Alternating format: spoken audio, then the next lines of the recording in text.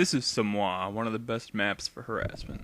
Now we're going to take a look at a pretty simple example. If your opponent has fortified his half of the middle with, say, 4 units, 2 Volksgrenadier squad and 2 machine guns.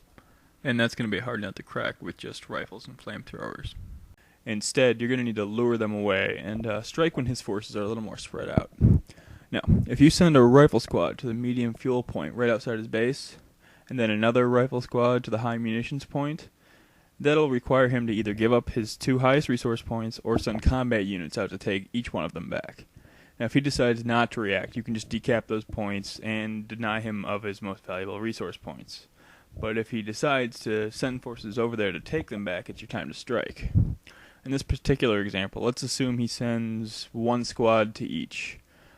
If he sends a Volk squad to the fuel and a machine gun to the munitions, it leaves 2 squads in the middle to hold the middle ground. The squad at the medium fuel point can return back to the middle as soon as he sees those Volksgrenadier squads coming up. At this point, it should be decapped. You have a 1.5 capping speed, so that'll drop pretty quickly.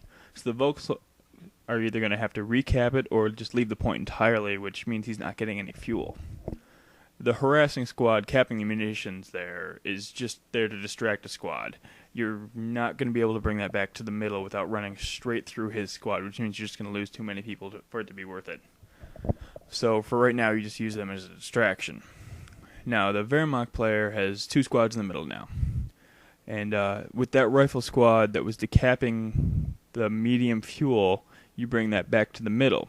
Now you have 3 rifle squads and hopefully a flamethrower engineer. Now this should easily be able to overrun a Volks and a machine gun squad, or 2 Volksgrenadier squads, or even 2 machine gun squads. If you come in from different angles, you'll be able to use the flanking techniques before, just overrun them and drive them off the map.